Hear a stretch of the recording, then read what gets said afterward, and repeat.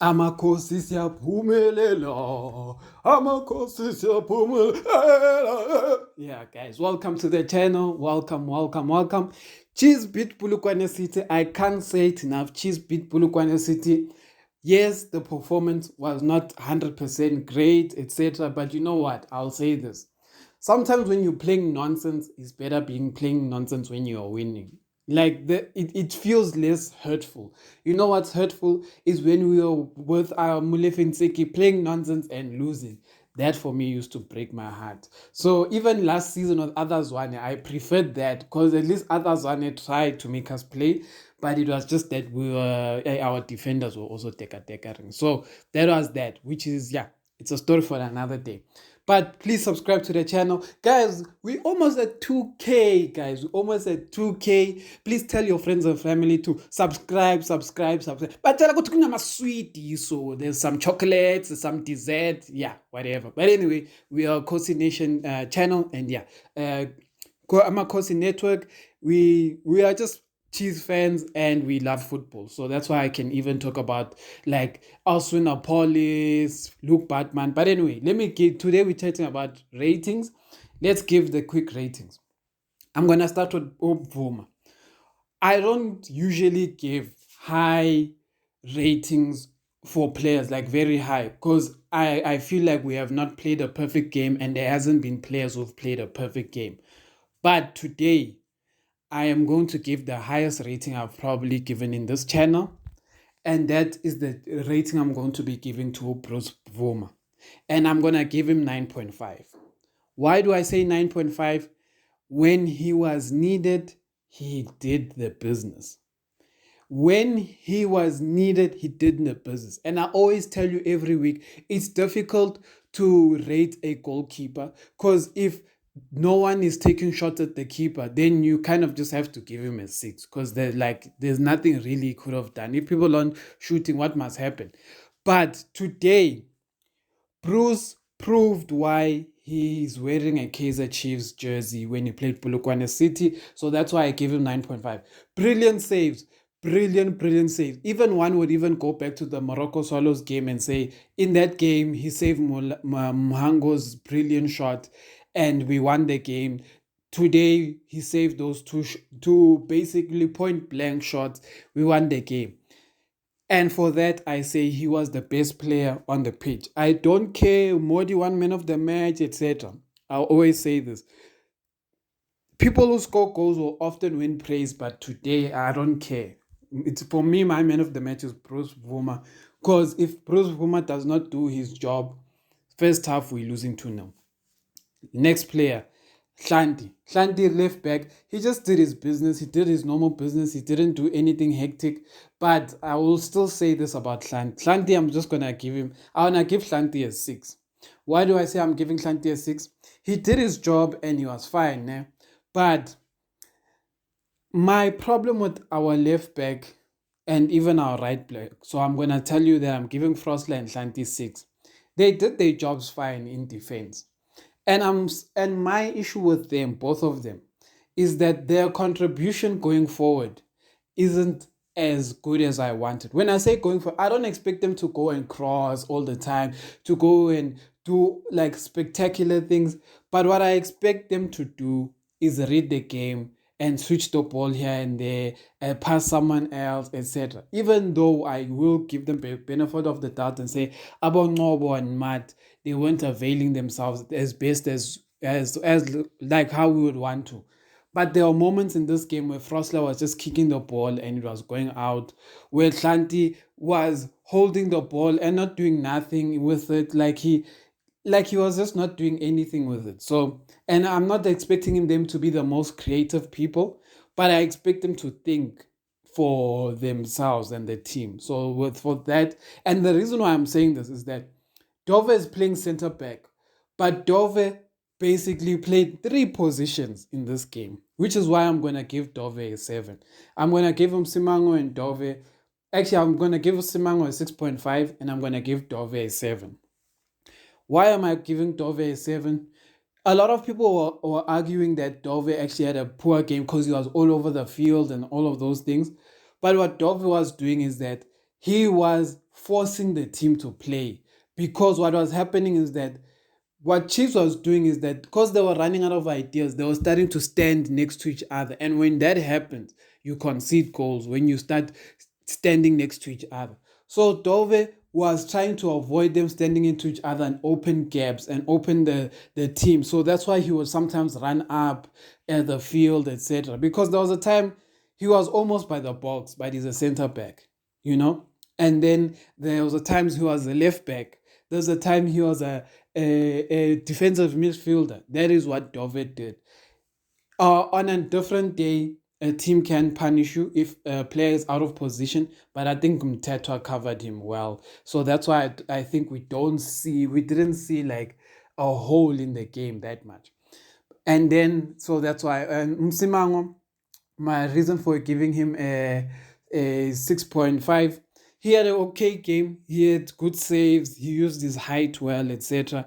But lapse of concentration. The one thing I'll say is a good thing is that I feel like Msimango plays better with Dove because Dove has more authority. Dove shouts at people. Dove gets in your face.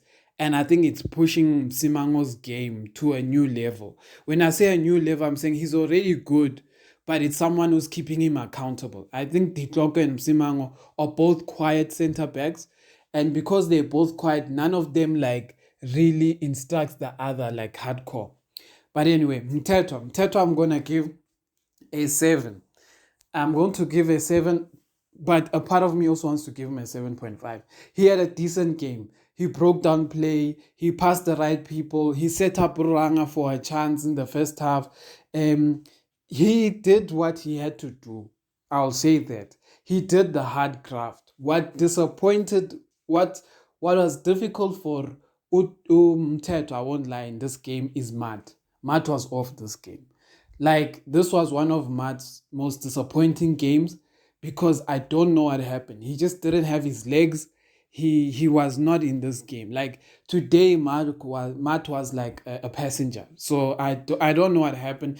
I won't say he had a terrible game, but he just was not great. You know, he didn't add value to the midfield. I'll say that.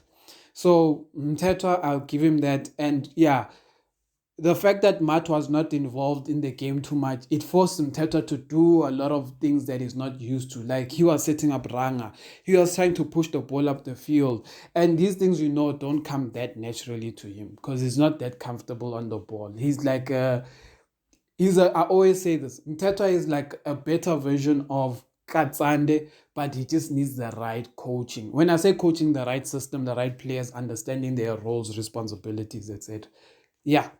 Matt, I'm giving a 5. Maybe 5.5 if I'm being generous, but 5. Matt had a poor game. Yes, he was there defensively, he covered, etc. But he didn't give anything. A person who he reminded me of is actually when Bernard Parker was playing in the middle.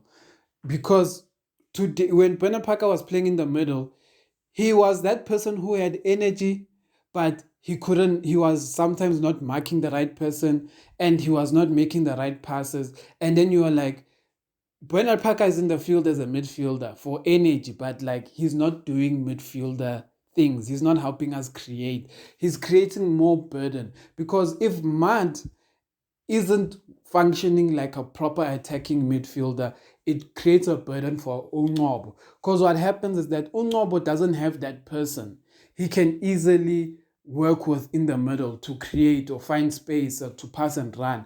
And that's what Ungobo was facing today in that game. So Matt, I give a 5.5. Ngobo, I also give a 5.5. Ngobo didn't have a good game. Ngobo didn't have a good game for a number of reasons. He didn't use his mind. Ngobo didn't take responsibility of the midfield. When I say responsibility, I'm like, someone must go to Ngobo and just say, Nkosimpile Ngobo, Baba, this is your midfield. It's not Matt's midfield. It's not Mteta's midfield. Where now you dictate what happens in this game. You must be the engine. Meaning, having Matt and Mteta in the game means you can make mistakes. That's what it means. When play when we see big teams like Manchester City and on all that, they have players like Rodri in there to give comfort to players like Foden and Silva and all these guys to do things that to take risks to attack, and Ngobo did not do that. Ngobo doesn't take advantage of the good defensive players he has behind him. He doesn't take it, and that's what disappoints me about Ngobo. In this game, he played safe passes. Like he would get the ball and then he would just jog with the ball and then he would just pass mad and then he would disappear. Or he would get, like, he didn't force things. He didn't like pass Ranga and then go and support Ranga or do those kind of things. He just played it safe. And that's why I want him to take responsibility. When I say take responsibility, if the players on the field, especially the attackers, Saile, Ranga, and Modi, know Guti, when Ngobo gets the ball, I need to make a run. If they have that feeling, Guti, when this guy has the ball, I need to make things, I need to make a movement because I know he's going to find me. But if they don't believe Guti, you're going to find him, if they think you're going to play safe, they won't make those movements for you because they're like, it will be for Mahala. And that's my problem. We don't have a midfielder who is ready to unlock defenses. Like, sometimes you'll make passes that don't reach the player, but as long as that pressure is on the defense, and as long as the defenders are feeling your presence, good, this guy is gonna create problem. So yeah. So for example, yeah. So I'll give that, and then Modi, I'll give a 7.5. He had one of a 7 to 7.5. He had one of the decent games in a while. So he had a decent game, sharp. Saile, I give a 6.5. He had a decent game, but I still say he was not meant to be substituted. For me personally, I think he should have stayed. I'm gonna tell you how I wished the substitutions were meant to happen. Ranga, I complain about him every week. There's something really good about Ranga, but he doesn't have discipline as a striker. He is slow as ish. I don't know how much I can say this. Ranga is one of the slowest players in Kaizer Chiefs, but he's never in the box. Like, he's never in the right areas. Ranga is on the wings. Ranga is on the center line. Ranga is there. Ranga is there. You're like, Kanti Uranga Bampatalelan. Like, what are they paying this guy for? They pay him to get in the box. And I know a lot of you are gonna say he's frustrated, the midfield is not supplying him, etc. etc. And I'm going to tell you guys this. A quality striker will be frustrated because there's going to be tough games. But a quality striker knows where his bread is buttered and knows where he eats. He doesn't eat on the center line. He doesn't eat on the sides. He eats in the box. If you know where the meat is, why are you running away from the meat? You see, that is my problem with Ranga. Fana, Ranga, when the wingers like Frosler and them get the ball, Labo Shanti, make runs behind the defenders. Why am I saying this? You guys are going to see something very clearly. When Dupreez gets healthy, Dupreez is going to score goals because Dupreez runs behind defenders, and that is what Chiefs is lacking. We can only do it with Sahile, but imagine if Sahile has the support of another person who is speedy, like Dupreez. So Ranga is going to sit bench because of Dupreez. And I'm sorry to say, but it's possible that Ranga will sit there. And he's a good striker, but he doesn't know how to eat. That is his problem. He doesn't know where his meal is. It's like someone saying, take a burger. Here's a burger and chips. Mara, you're going to find it in the kitchen. Then the guy is in the bathroom. It's like, oh, bang promise burger and chips. I'm in the bathroom. Where's the bag? Then he's frustrated. But it's like, oh, daughter, we told you the burger is in the kitchen. Can't imagine where do you want to eat the burger? You see, that is wrong. But anyway, let me move on. Substitutes. Our substitutes didn't really do anything. Shabalala didn't really do much. Castillo, they didn't really impact the game. Gonzalez, Gonzalez for me is a difficult read. Why do I say Gonzalez is a difficult read? A foreign player shouldn't come into a game and give, not in a team. A foreign player shouldn't be in a team and not be better than the rest of the players. Right now, Gonzalez does not look like he's better than Ranga. And for me, it's a problem, especially because we have so much chance of getting a better striker in South America. My thing is, I would make a call now and release Gonzalez and go get another striker. Go loan another striker from South America. Because let me tell you this, if we loan another striker from South America, where do we lose? Where do we lose as Kaizer Chiefs? The loan system is good for us. Because if we let go of Gonzalez, bring another striker, turns out to be a great striker, we win. Sticking with Gonzalez just for the sake of being nice to Gonzalez is not. We need to be an aggressive team. An aggressive team means you don't do well, we ship you out. Gonzalez is on a loan. He's not on a permanent contract. When you're on a loan, you have no reason to be useless. You need to, every minute you get, you make an impact. So that's why I'm saying, for me at this point, I think Chiefs should release Gonzalez. I think he's a good player, but we don't have enough time to figure that out. We don't. So I think we need to release him, find another player from South America, loan them in. Try again. You know? I watch players like that Sundowns has, like I won't even talk about Allende. I just want to talk about Ribeiro. The amount of toughness this Ribeiro player has, watching him.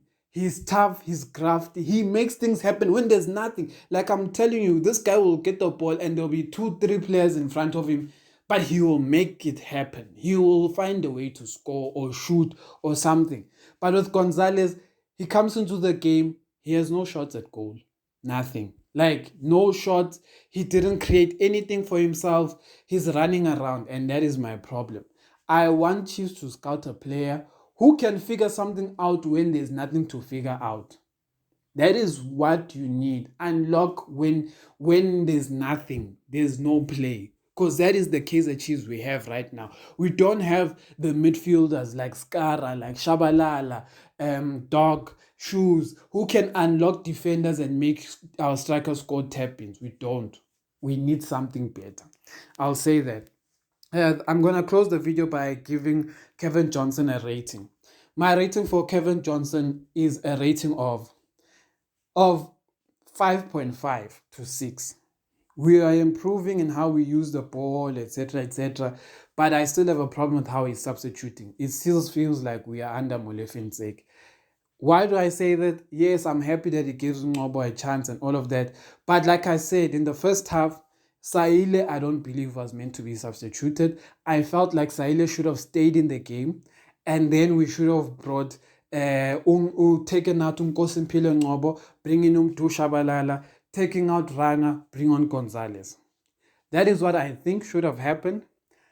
And I feel like Kevin Johnson played it too safe, and yeah, we almost lost through a game where it wasn't necessary. That's all I have. I know it's a long video. Thank you, Amakhosi fans. Thank you. Like and subscribe.